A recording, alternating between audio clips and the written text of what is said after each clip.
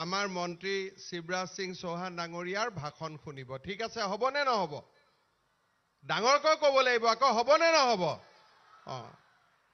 আজিৰ সভাত উপস্থিত কেন্দ্ৰীয় কৃষি আৰু গ্ৰামোন্নয়ন বিভাগৰ মন্ত্ৰী শিৱৰাজ সিং চৌহান ডাঙৰীয়া, মোৰ সতীৰ্থ মন্ত্ৰী ৰঞ্জিত কুমাৰ দাস ডাঙৰীয়া, অতুল বৰা ডাঙৰীয়া, গুৱাহাটী লোকসভা সমষ্টিৰ সাংসদ বিজুলী কলিতা মেধি ডাঙৰীয়ানী, মুখ্য সচিব ৰবি কোটা ডাঙৰীয়া, জেবি এক্কা ডাঙৰীয়া, অৰুণা ৰাজৰীয়া ডাঙৰীয়ানী, আজিৰ সভাত উপস্থিত আমাৰ সুধীবৃন্দ, আইমাতৃসকল, যুৱক যুৱতী, বন্ধু বান্ধৱীসকল,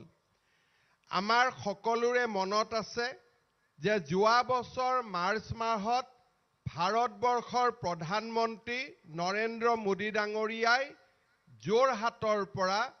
5,55,550টা গৃহহীন পৰিয়ালৰ হাতত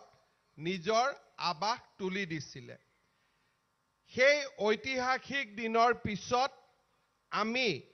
আৰু কেইবাটাও ঘৰ নিৰ্মাণ কৰি উলিয়াইছিলোঁ আৰু আজি ভাৰতবৰ্ষৰ কৃষি আৰু গ্ৰামোন্নয়ন মন্ত্ৰী শিৱৰাজ সিং চৌহান ডাঙৰীয়াই আৰু 50,000 হিতাধিকাৰীক গুৱাহাটীৰ পৰাই আজি আবাস গৃহ প্ৰদান কৰিলে। মই অসমৰ ৰাইজৰ হৈ প্ৰধানমন্ত্ৰী নৰেন্দ্ৰ মোদী ডাঙৰীয়া আৰু শিৱৰাজ সিং চৌহান ডাঙৰীয়াক বহুত বহুত ধন্যবাদ আৰু কৃতজ্ঞতা জনাইছোঁ। মই বহুত দীঘলীয়াকৈ ক'ব খোজা নাই। আমি সকলোৱে জানো যে আমাৰ অসমৰ উন্নয়নৰ বাবে প্ৰধানমন্ত্ৰী নৰেন্দ্ৰ মোদী ডাঙৰীয়াই কি ধৰণে নিৰন্তৰ কাম কৰি আহিছে। মধ্যপ্ৰদেশৰ প্ৰাক্তন মুখ্যমন্ত্ৰী তথা বৰ্তমানৰ গ্ৰামোন্নয়ন মন্ত্ৰী, কৃষি মন্ত্ৰী শিৱৰাজ সিং চৌহান ডাঙৰীয়া সদায়ে অসমৰ কল্যাণৰ বাবে কাম কৰি আহিছে। মই তেখেতক অনুৰোধ কৰিম যে আমাৰ অসমৰ যিবিলাক দুখীয়া পৰিয়ালে এতিয়াও ঘৰ পোৱা নাই, তেওঁলোকৰ কাৰণে যাতে একোটাকৈ নতুন প্ৰধানমন্ত্ৰী আৱাস গৃহৰ অনুমোদন কৰে। মই আজি मंत्री डांगरिया कब खोजो जे हमारे प्रदेश में आपने अब तक हमें 20,91,887 प्रधानमंत्री आवास गृह का स्वीकृति दिए थे और हमने 19,57,777 गृह का अभी तक काम कंप्लीट किया हूं और थोड़ी ही आवास हमारे करने में बाकी है। लेकिन हमने जो जियो टैग किए थे वो जियो टैगिंग का बाद हमारे पास 8 लाख बेनिफिशियरी का नाम है, जिसको अभी हम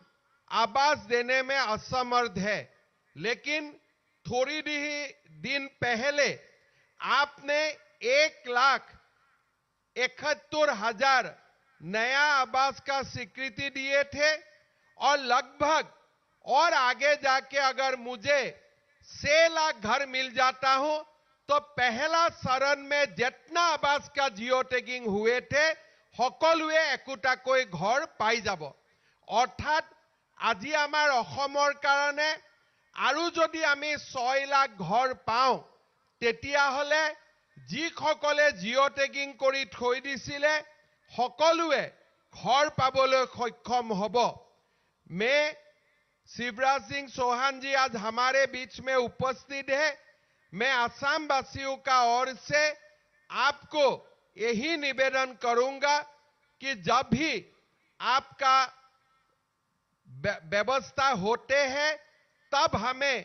और 6 लाख गृह का अनुमोदन दीजिए, घर का अनुमोदन दीजिए, तब हमारे पहला सूची समाप्त हो जाएंगे। साथ में मेरा आपके लिए और एक विनम्र निवेदन है। अभी आपने प्रधानमंत्री आवास योजना का जो न्यूनतम मानदंड है उसको काफी आपने घटाया है और अभी नया लोगों को भी घर मिलने का उम्मीद जागा है, इसलिए आपने इनका जो मानदंड है ये थोड़ा आपने उदारीकरण किए हैं। मेरा आपसे एक निवेदन है, हमेशा ये एक कंप्लेन होते हैं कि जो हम जियो टैगिंग करता हूं वो समय हमारे अधिकारी का ऊपर लोगों का कंप्लेन होते हैं कि जब भी हम लोग जाते हैं कुछ ना कुछ हिताधिकारी से बेनिफिशियरी से हम लोग रिश्वत भी लेता हूं। सच है झूठ है अलग बात है, ऐसा भी कंप्लेन रहते हैं। इसीलिए मैं आपको निवेदन करता हूं, इस बार असम को एक इजाजत दीजिए, हमारा महिला सेल्फ हेल्प ग्रुप से ही इस बार हम जियो टैगिंग करवाना चाहता हूं। अर्थात मैं ठीक है कोई सुने ना, এইবাৰ আমাৰ জিও টেগিং মহিলা আত্মসহায়ক গ্ৰুপে নিজে যদি কৰি দিয়ে তেতিয়া কোনেও মাজত টকা খাব নোৱাৰে, সকলো দুখীয়া মানুহে ঘৰ নিজে নিজে পাব। আৰু সেই কাৰণে मैं अनुरोध करिसु असम को एक इजाजत दे के आप देखिए, अगर काम अच्छा होते हैं बाकी देश में भी आप कर पाएगा। कम से कम असम में इस बार जियो टैगिंग हमारे जो माताओं है उनको करने का इजाजत दीजिए, हम लोग अच्छा काम करके आपको दिखाऊंगा। मेरा एग्रीकल्चर सेक्टर में 2 निवेदन है। पहले जो हमारे खेती है ये बानपानी बाढ़ के कारण नष्ट होते हैं, इसके लिए आपने प्रधानमंत्री फसल बीमा का व्यवस्था किया और हमारे बहुत फायदा हुआ। लेकिन असम में हमारा और एक अलग प्रकार का असुविधा होते हैं। हमारे जो खेती में हम लोग जो काम करता हो, कभी कभी बंदर आते हैं, कभी कभी हाथी आते हैं, इसीलिए प्रधानमंत्री फसल बीमा में हाथी और बंदर भी जो भी खेती का नष्ट करेगा उसको भी आप प्रधानमंत्री फसल बीमा में इंक्लूड कर दीजिए, हमारे कृषकों को बहुत बड़ा फायदा होगा। मैं आपको हमारे सभी किसानों का ओर से मैं ये भी आपको विनम्रता से निवेदन करूंगा। साथ में आज आपने देखा है हमने हमारे किसानों को जितना हो सकता है हम लोग मदद करने का कोशिश करता हूं। आपका जरिए लोगों को किसान सम्मान निधि मिलते हैं। प्रधानमंत्री का कारण अभी हम धानों में मस्टर्ड में एमएसपी देने के लिए कामयाब हुआ हूं और आगे जाके आपने और कोई क्रॉप के लिए एमएसपी दिए हैं, वो एमएसपी के लिए भी हम जरूर हमारे किसानों को हम प्रेरणा दूंगा कि वो लोग किसी को एक अच्छा किसान का नाते एक हमारे असम का कृषि क्षेत्र का विकास के लिए काम करे। लेकिन किसानों को हमारे जो इनपुट है और फार्म मशीनरी है ये लगातार हमारा जरूरत होते हैं। मेरा आपको निवेदन है, असम के लिए जो भी एलोकेशन है थोड़ा सा और बढ़ा दीजिए, हम अच्छा से काम करूंगा। और आप अगर हमारे डिपार्टमेंट को और ये साल कम से कम 200-300 करोड़ और ज्यादा दे देते हैं तो हम अच्छा से काम करके दिखाऊंगा और किसानों को भी हम मदद करूंगा। मेरा यही आपसे निवेदन थे। प्रथमते मैं एटाई रिक्वेस्ट करिसु जे आमार 6-7 लाख मानुहे जे एतियाও घर पाबो बाकी आछे तेओलोকক जाते आमार घर दिए, जिসকলৰ जियो टैगिंग हुआ नाई तेओलोকক जाते जियो टैगिंग करिবৰ কাৰণে महिला आत्मसहायक गोटर जरियते जियो टैगिंग करिবৰ বাবে सुविधा दिए। प्रधानमंत्री फसल बीमा योजनात जाते बांदर और हाथीए खेती नष्ट करिलेও तारू जाते बीमा आमार कृषके पाय तार বাবে व्यवस्था करिবলৈ আৰু আমাৰ খেতিয়কক যাতে আমি পাৱাৰ টিলাৰ ট্ৰেক্টৰ বিভিন্ন ধৰণে আৰু সহায় কৰিব পাৰো তাৰ কাৰণে এই বছৰ যাতে আমাক আৰু 200-300 কোটি টকা তেখেতে দিয়ে তাৰ বাবে মই আমাৰ মন্ত্ৰী ডাঙৰীয়াক অনুৰোধ কৰিছো আৰু আপোনালোকেও আমাৰ মন্ত্ৰী ডাঙৰীয়াক আশীৰ্বাদ কৰিব যাতে তেখেতৰ জৰিয়তে আমি অসমৰ দুখীয়া ৰাইজক সহায় কৰিব পাৰো মই আপোনালোকক আকৌ এটা কথা কম যে আজি 50,000 মানুহে ঘৰ পাইছে যাৰ ঘৰৰ ওপৰত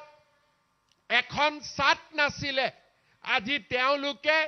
1,30,000 শৌচাগাৰ আজি এমৰেগাত নিজে কাম কৰিছে তেওঁলোকে আজি ঘৰ পাইছে প্ৰধানমন্ত্ৰী মোদী ডাঙৰীয়া প্ৰধানমন্ত্ৰী হোৱাৰ পিছত অসমৰ 20 লাখ মানুহে এতিয়ালৈকে ঘৰ পাইছে 20 লাখ মানে আপোনালোকে চিন্তা কৰক যে আমাৰ অসমত যিমান দুখীয়া মানুহ আছে 35 লাখ দুখীয়া মানুহৰ ভিতৰত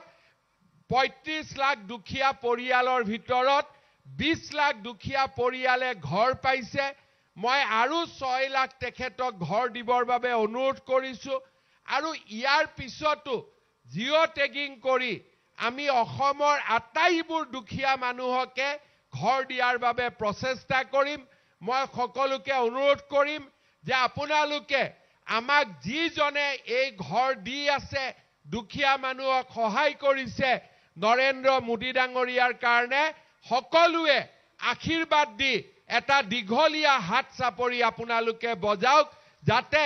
শিৱৰাজ চৌহান ডাঙৰীয়াই মোদী ডাঙৰীয়াক ক'ব পাৰে যে অসমৰ মানুহে আপোনাক হিয়া উবৰি আশীৰ্বাদ দিছে আজি আপোনালোকে চিন্তা কৰক 20 লাখ ঘৰ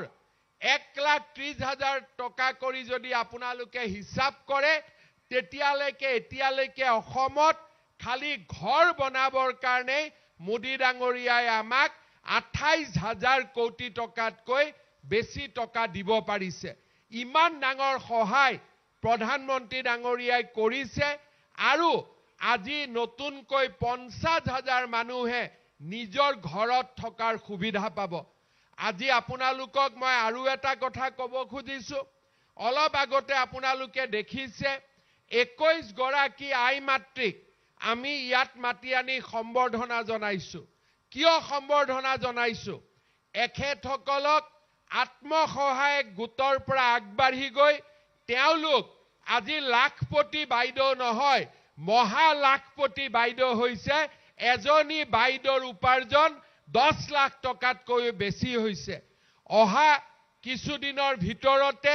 আমি আমাৰ অসমৰ মহিলা আত্মসহায়ক গোটক প্ৰথমতে 10,000 পিছত 25,000 তাৰ পিছত 50,000 টকা দিয়াৰ বহুত ডাঙৰ আঁচনি আমি কেইদিনমানৰ ভিতৰতে দুমাহ এমাহৰ ভিতৰতে আৰম্ভ কৰিম ইনকুৱাৰী চলি আছে সাৰ্ভে কমপ্লিট হ'ব সকলো মহিলাই 10,000 কৈ টকা যিসকলে সাৰ্ভেত নিৰ্বাচিত হ'ব 10,000 কৈ টকা পাব ভাল কাম কৰিলে চৰকাৰে আকৌ 25,000 টকালৈকে দিব মই আশা কৰো যে আজি ইয়াত আমাৰ যিমান বাইদেউসকল উপস্থিত আছে তেওঁলোকেও যাতে নিজৰ পৰিশ্ৰমেৰে প্ৰথমতে লাখপতি হয় তাৰ পিছত মহা লাখপতি হয় তাৰ বাবে মই আজি ইয়াত উপস্থিত থকা বাইদেউসকলকো অনুৰোধ কৰিম হ'ব পাৰিবনে নাই লাখপতি পাৰিবনে নাই ইমান লাহেকৈ কৈছে নোৱাৰিব নেকি পাৰিবনে নাই জোৰ কৰি কওক পাৰিবতো ঠিক আছে আপোনালোকক মই নতুন বছৰৰ শুভেচ্ছা জনালো মাঘ বিহু আহি আছে বিহুৰ শুভেচ্ছা জনালো মই বহুত অনুৰোধ কৰিলো এতিয়া আমাৰ মন্ত্ৰী ডাঙৰীয়াই কি কয় আপোনালোকে সুন্দৰ কৰি তেখেতৰ কথা শুনক এইখিনিকে মোৰ বক্তব্য ৰাখি মই মোৰ বক্তব্যৰ সামৰণি মাৰিছো মোৰ লগত একেলগে ক'ব ভাৰত মাতা কি বহুত বহুত ধন্যবাদ জয় হিন্দ বন্দে মাতৰম